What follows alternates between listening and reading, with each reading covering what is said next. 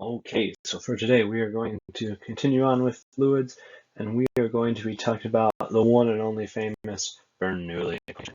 Now there are three assumptions that we have to worry about before we get into the formula. The first one is saying that the fluid is incompressible, so it means you can't compress it. Now for gas it's a little more, more of a stretch, but for liquids that is very reasonable. Now the reason why, remember, is because liquids have the molecules very close together. So pretend these are all water molecules. Now these are all sliding around here and there and all over the place because it doesn't have a fixed shape, but it does have a pretty fixed volume, which means you can't squeeze water very well. And that is true. Now, to be fair, you can squeeze it a little bit, but you need a massive force for a very little change in volume. So it's not really going to happen very much. So an incompressible liquid is going to be okay. The next thing we have to worry about is viscosity. Viscosity is internal friction, okay? This is caused by the cohesive forces between the molecules. So if you have all the molecules rubbing together, if there's friction between them, they're not going to flow as freely. All right? So a good example sometimes. Okay, so we are going to ignore viscosity all the time. We're not going to work that here. But just so you know that this is something like syrup, if you had to do calculations with that, would not be as accurate as something that's more like a fluid, like water. The last assumption that we're going to worry about is that the flow is streamlined. Okay, so what does that mean? It means that if we have the flow going like this, it means that the liquid is going to be flowing in lines that are parallel to each of the walls. All right, so let's pretend you took an eyedropper and you dropped a little bit of food coloring into here. If you dropped it in there, what it would look like is it looked like a line came out and flowed across down the stream. All right. Now the opposite of this would be something that's got turbulent flow to it. All right. Turbulent flow is the opposite of here. If you have a pipe, it's got turbulent flow out this. It's going to be in some whirlpool action here. It's going circles, eddies, stuff like that. All right, that area there is going to be a big mess. You're not going to have to worry about it here. Okay, so imagine you're in the wind tunnel, and they do the little smoke stream there. That's what we're going to be dealing with all the time here. All right. So let's talk about the Bernoulli equation. The Bernoulli equation has three terms on each side, so it might look intimidating. It's going to look something like this.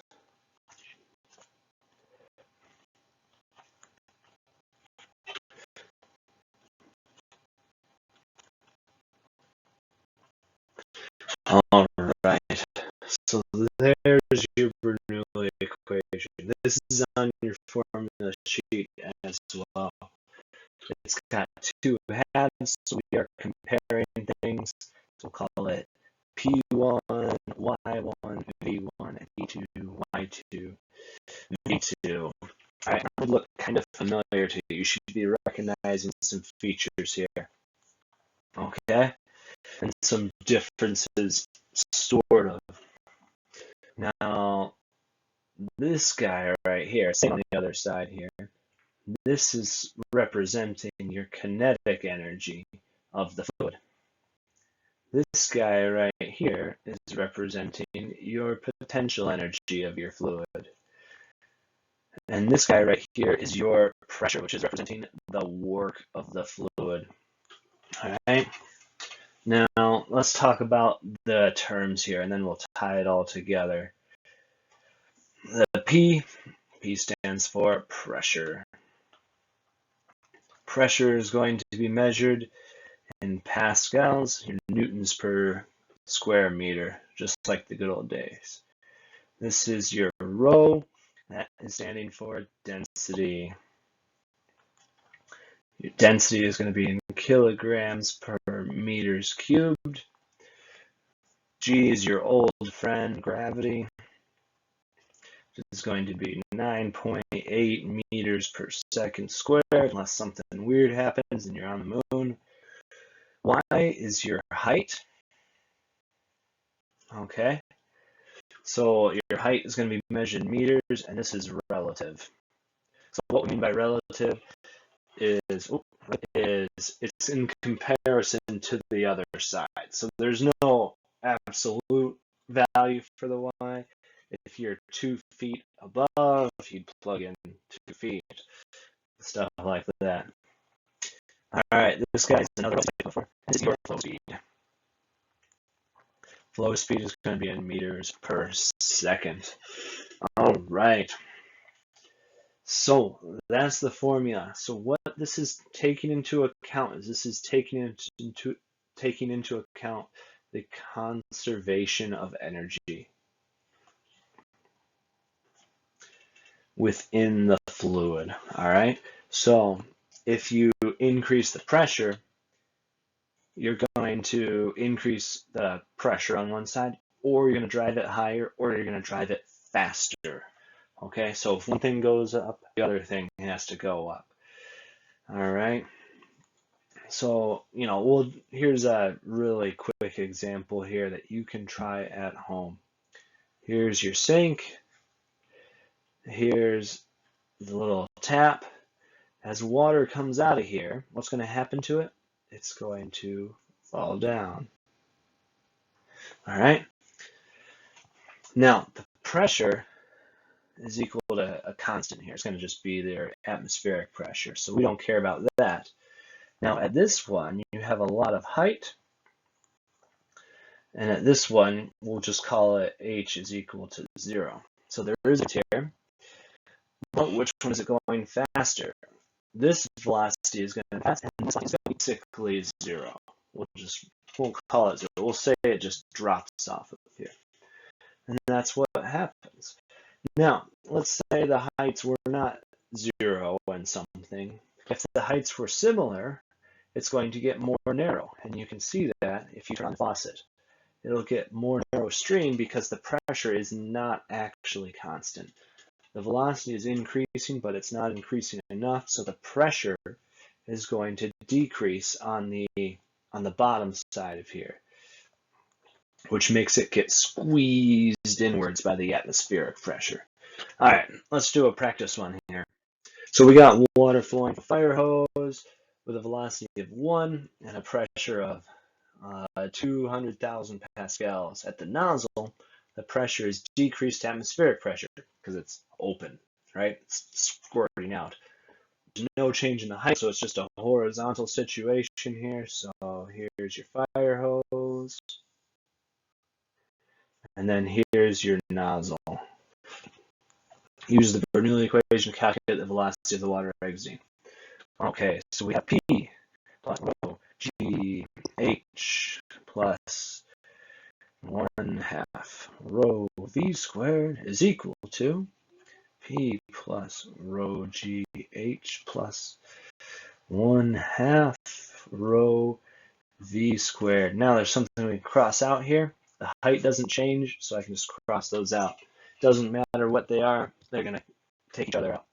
Now, the pressure on this side is going to be the 200,000, so we're going to write the whole stinking number there, plus the speed here, we have 1/2. Do you remember the density of water? It's 1,000 kilograms per meter cubed. So we're going to have 1,000 plugged in for there, times V, which is 1 squared, don't forget, is equal to, at the nozzle, let's change colors here, at the nozzle, we have a different pressure. We have 101,300 plus, canceled out, 1/2 times 1,000 times V squared, and that's what we're looking for here. Okay, so this will tell us how fast the water will squirt out of there. So we're going to get a V is equal to 14 meters per second. Does that make sense? Yes. It makes sense because the pressure went down, right? This pressure is below what it used to be. This is equal, so it doesn't matter. That means this velocity has to go up. It's going to have more kinetic energy because it has less work, less pressure. Because that's where it's coming from. It's coming from work. All right. If you divided each one of these terms by volume, you would see that because the P's, the rho's, these guys change into masses. And then remember, pressure is equal to newtons per meter squared. And if you divide it by volume, multiply it by volume, I guess. Sorry, multiply all these by volume. You're going to get newton meters, which is your work from the good old days. Okay, let's do another one. Through a refinery, fuel ethanol is flowing in a pipe at a velocity of 1 and a pressure of atmospheric pressure. The refinery needs the ethanol to be at double atmospheric pressure on a lower level. How far must the pipe drop in height to achieve this pressure? So the velocity does not change. So we've got a pipe. Here's the pipe. It goes down to the basement. And we got to know how much we need to drop. Okay, so this is 1 atmosphere. We need this to be 2 atmospheres. All right, and we have a V is equal to 1 meters per second, and this V is going to equal that as well. All right, let's write down our formula here so we don't forget anything. P1 plus rho G H1 plus 1/2 rho V squared 1 P2 plus rho. Hardest part about this formula is just writing it all down over and over again. Okay, so let's think about it here. Does anything stay the same? Yes, it does. The velocity is staying the same, so this time we crossed that out. All right, and instead plug in this situation in the first side here. So we're going to have 101,300 plus ethanol. Ethanol has a weird density. There it is, 789 times 9.8 times H is what we're looking for here. And that's going to equal, bottom side now, we need 2 atmospheres. So that's going to be 202,600 plus 789 times 9.8 times, well, what's this height going to be? Well, 0. Because we want to know how much it drops, we can call this 0 and this H. You could call it something else if you want, but you need the difference, so you're only making it harder for yourself. Okay, solving time. Once we solve all this together, we're solving for that H. H is going to equal 13.1 meters. So that's how much this has to drop to increase the pressure by a full atmosphere. All right, that's it. Let's do one more. Water tank has a spigot near the bottom. The top is a 1/2 meter above the spigot. What is the speed of the water leaving the tank? All right, do you think you can figure it out? So there's the spigot. Here's the surface. There are some things that are slightly implied here. Well, thing number 1 is that it's open to the top, so it's going to be 1 atmosphere. That's the first thing. Thing number 2 is that the water is spraying out. It's open, so that means this is 1 atmosphere as well. All right, see if you can figure the rest of it out. We'll give you a head start. Don't take too long on pausing that video. Go. Well, finally. So what we should have had is P plus, what was it? rho GH plus 1/2 rho V squared is equal to P plus rho GH plus 1/2 rho V squared. Okay. What stays the same? Pressure stays the same. It is possible nothing stays the same. It's just another step. I don't think that bothers you too much. Well, hopefully not. All right, so looking at the top, let's plug the top in this side here. So we have 1,000 because it's water, times 9.8 times 0.5 because that's how high it is. How fast is it moving up here? It's not, so there's a 0. Equals, how high is it here? It's not, so it's 0. Plus 1/2 1,000 times V squared.